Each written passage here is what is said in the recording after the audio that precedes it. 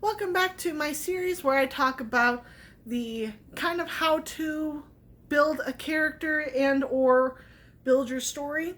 Again, I'm going to put this disclaimer out that this is my own way of doing things. If you find a better way that you like it, more power to you, because writing is so subjective, and me telling someone it's like, oh, well, you have to do this, that is not what I'm doing. This is basically just what works for me. And if it works for you, awesome, great. If you have a way that works for you better, please let me know, because I'd love to know. I'm always looking for ways to kind of streamline my process and what can help me and or cut some time out of my drafting life. So today I wanted to do a little bit more of a deep dive, into Save the Cat's beat sheet. More specifically, the formatting. And I have read Save the Cat Writes a Novel. This is the novel version, not the screenwriting version. That was done by Jessica Brody. And I read it, or I listened to it twice, and then I notated it with, I actually taped down pieces in there, denoting certain places with washi tape, so that I could easily find certain sections. And what I did was, in this plotting notebook, I actually wrote out the entirety of the 15 beat sheets, or 15 beats of the Save the Cat format. And here's the back. And what I did was I took each one and I broke it down into what is primarily in that particular beat. Now, it is broken up into the 3-act structure, so Act 1, Act 2, Act 3. And Act 1 is basically what is kind of marked as your main character's starting world. So we're going to start off with Act 1, which is opening image. The opening image is basically what is the character's life like at the beginning of the story, which normally will show their flaws. Sometimes it can also have what they need to learn, like we talked about in the last video, their need versus their want. And what's really important about the opening image is that it is a stark contrast to the final image, which is the last beat of the story. Sorry, my nose is like super itchy. I don't know why. So then once opening image happens, usually it's kind of like a snapshot. It's a single scene, and it just basically gives you an idea of here's the character in their flawed world. Then you have theme stated. Now, this is also kind of a single scene beat, but what that means is that you have a character outside of the main character, like your hero. I'm going to just refer to the hero as the main character because I don't particularly care for the term hero, because sometimes the main character is not a hero. And basically what it is that you have a character outside the main one who states the character's need. So like their theme. And usually the main character will be like, nah, that's not what I need.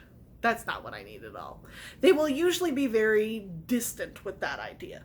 But it has to be stated in some way, shape, or form by an outside character. Usually a friend, family member, love interest, villain. Anyone who is outside of the main character can state the theme.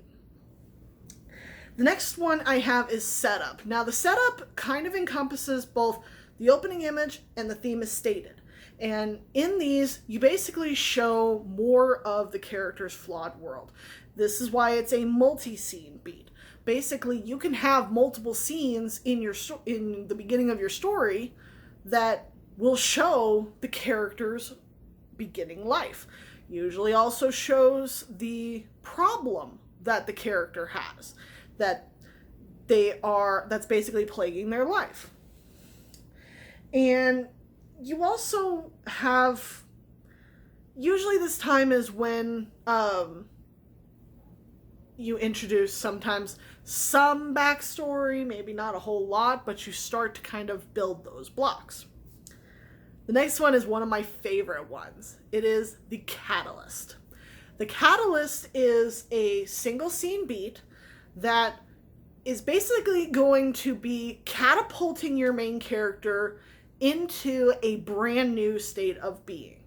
And what I mean by that is that it is something that happens to the character that can either be within their ability to change or not, but something big has to happen to the character that forces them to change direction. Prime example of this in, I believe, the Percy Jackson, the Lightning Thief, being attacked by his teacher, I think it was. That's his catalyst. And it has to, the reason I keep hyping it up that it has to be big, because if the character can easily just backpedal and go back to their normal life, your catalyst is not big enough. So it needs to be something that alters the character's trajectory in life. So needs to be big enough. So then you have the next beat, which is the debate. The debate, it can also be a multi-scene beat. And in the debate, basically the character is asking, well, what now, after the catalyst? It is a direct reaction to what has happened in the catalyst beat. So basically they're going like, okay, what do I do now? So they have to have that moment of, well, I don't know what I should be doing. This is not something that I really expected to be happening. So it's kind of that back and forth. And it also allows them to kind of fight back against the catalyst, kind of fight back against that chaos that's happening. And that's why it is so important that this comes as like either a multiple scenes, or if the character is expecting this kind of happening, then they can just it can be very short. But basically they have to have some kind of reaction to this catalyst. And that is the entirety of Act 1. So that's why Act 1 is so short, because it only has, 5 beats, but they all encompass what is the main character's world. Now, Act 2 is going to flip it on its head. Act 2 is the largest beat, so stay with me here, because this is going to be long. The next beat is Break into 2. Kind of like break into Act 2. The hero is debating what he's supposed to be doing. Now he's actually deciding how is he going to handle it. And this is him starting that want. That want is what is termed as his A story. Usually it is the surface level story. And that's why we say the want, or what he thinks is going to fix his problem. That's why it's the surface level. It's the A story. It's like, okay, if I do X, Y, and Z, it's going to fix my problem. That's what he's realizing is in the break into 3. Or break into 2. So he's going to do this. I'm just going to refer to it as male, because most of my characters right now are male. Now, this one isn't necessarily a beat, but it is something that needs to be added in for your character's story arc. And that is the B story B story. Now, the B story, much like the A story, is the 2 sections of this narrative. You have the A story, which is very surface level, but then you have the B story. That is the internal story. And I know I'm saying story a lot, I apologize. But the B story, which I've also termed as kind of the B story character, is someone in there who is the embodiment of the theme. That's the best way I can describe it. Who in the story is the thing that is showing them, hey, you have to learn this. And for romance stories, the B story character can be the love interest. In adventures, it could I've actually seen this, where the B story character is actually the villain. And basically, it's whoever is the one who embodies the theme that the hero needs to learn. And It's basically a single scene beat where the character is introduced. And you can have multiple B story characters. For Abel, I actually have 2 different B story characters for 2 different halves of his need. So he has 2 different things he has to learn, but each character of his B story group takes care of one half of that need.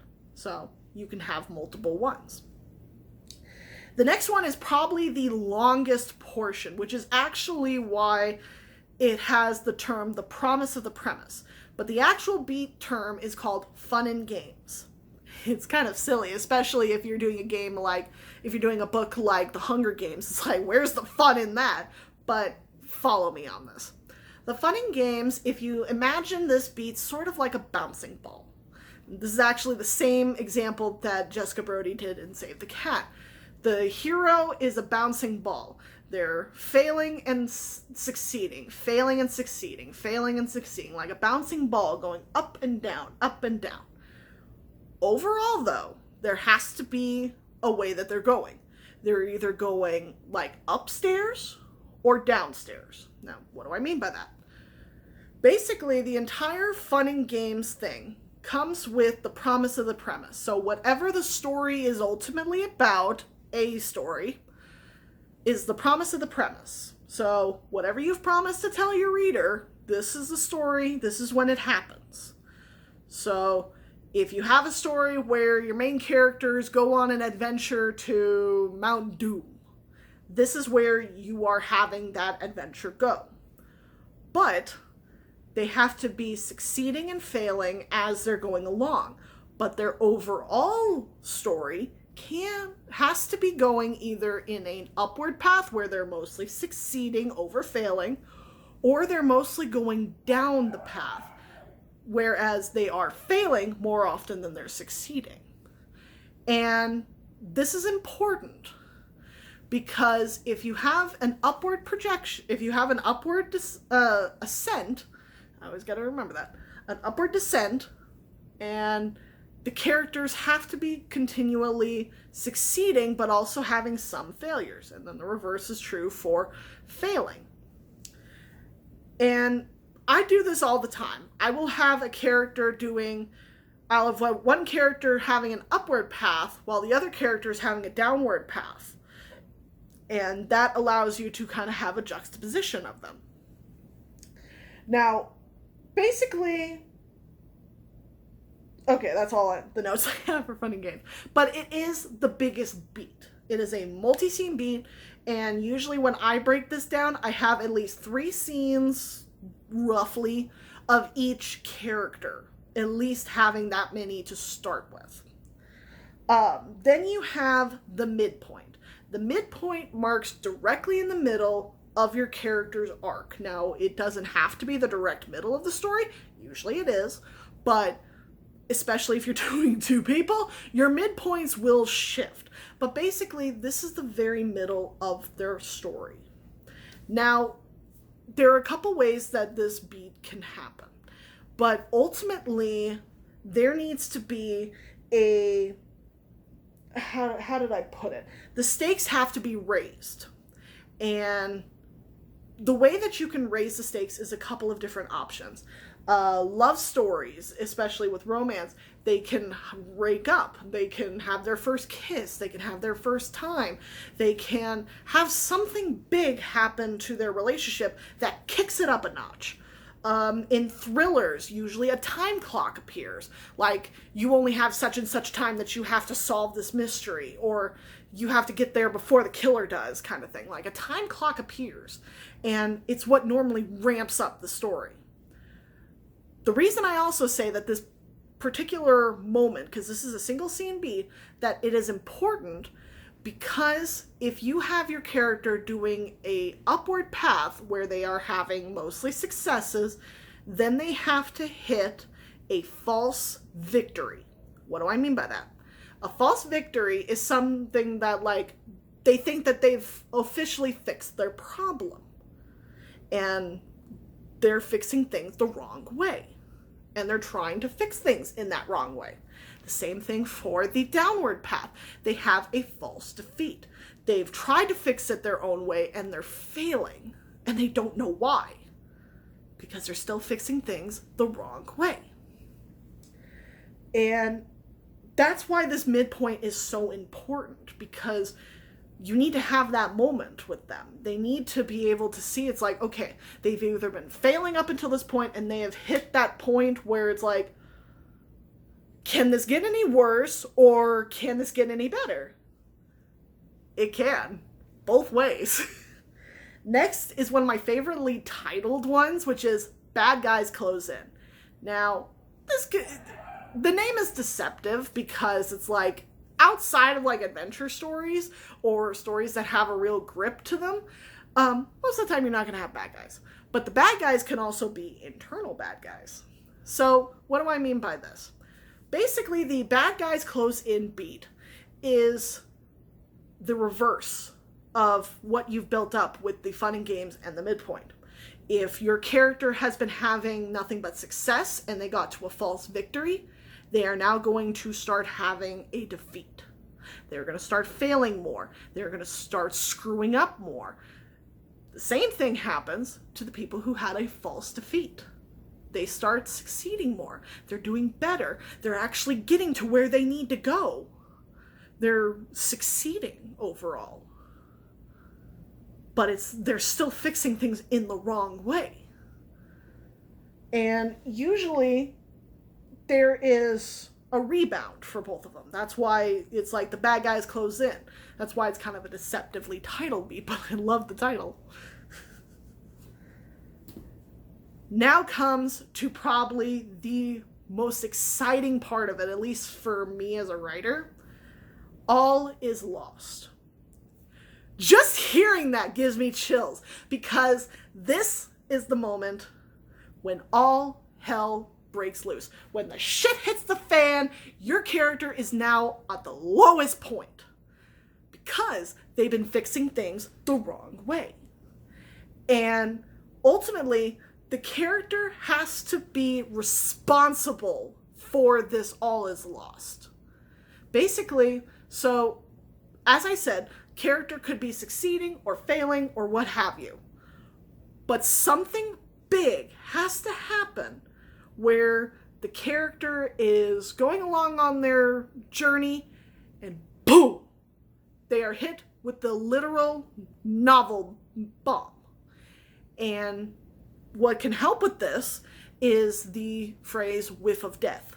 And whiff of death doesn't always mean that a character dies, but something in this beat has to end.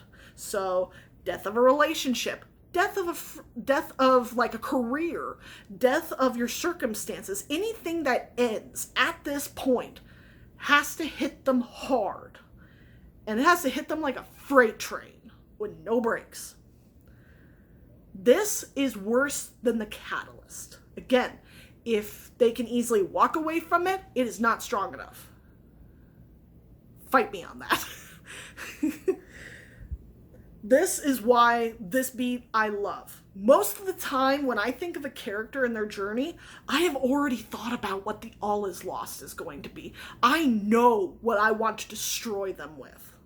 And it is, if you can imagine destroying them, they are falling down a black hole. I know I'm harping on this like all is lost, but it is that important of a beat. So then, the same way we had a debate in the Catalyst, we now have Dark Night of the Soul.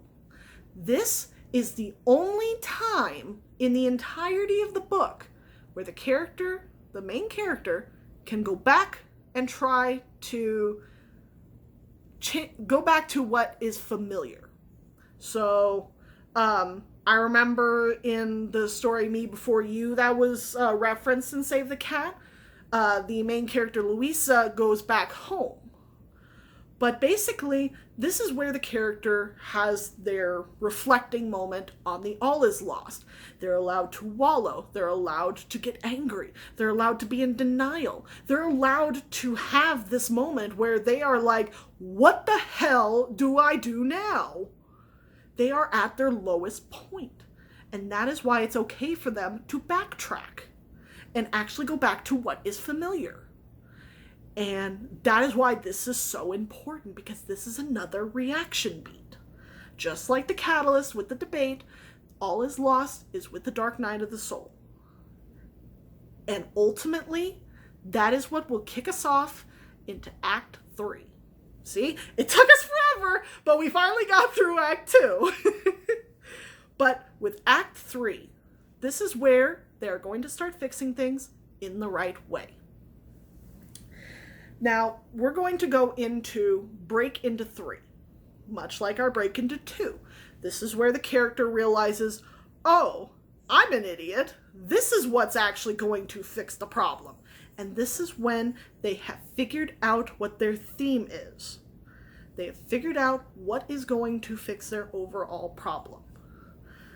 And ultimately, that is more satisfying, because now it's like, okay, what do I do with that?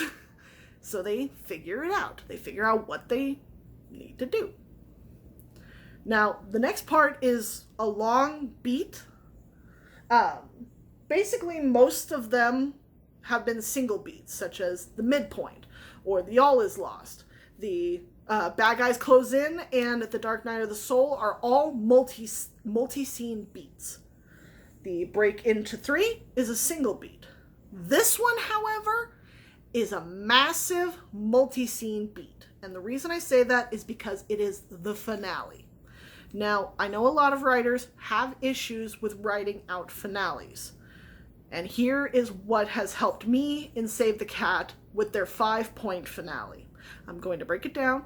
Basically, this is how the character proves that they have learned their theme and do it in a way that's going to make it a hard-fought win. So, we're going to start off with gathering the team.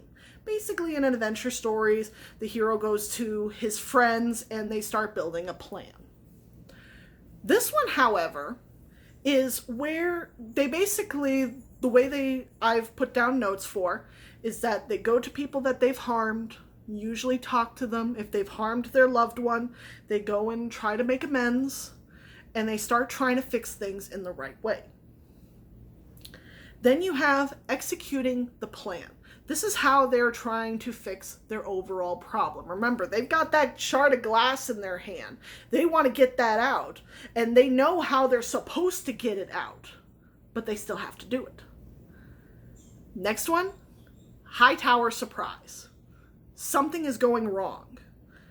They're not getting that shard of glass out, usually because they were too overconfident or they were naive in their plan, but they have a moment where they take a step back because something is not working. But then you have dig deep down. This is where they dig deep inside themselves and they prove they have learned their theme. And they pull out the shard of glass with the next part, executing the new plan. They have figured out what they have to do. They have girded their loins and they have executed their plan, and it works. That is how you get a really strong finale. Now, I will say, you do not have to follow all 5 of these steps to make a finale scene. You don't have to follow a lot of steps in this. But these are the skeletal structure of story. The last beat is final image. It's a mirror of the opening. It shows the character now in their new world, having learned their theme, gotten the shard of glass out, and they are either better off, or if the character is supposed to die, then this is the new world after them. Ultimately, the further it is from the opening image to the final image, the better. And that is ultimately why they are mirror images of each other. This shows World 1, this shows World 3. There has to be a stark contrast between the beginning and the end. And that is ultimately all 15 beats of the Save the Cat beat format. And that is how I have built 6 different characters right now. And ultimately, by doing these, it has forced me to look deeper inside my characters than I ever have before.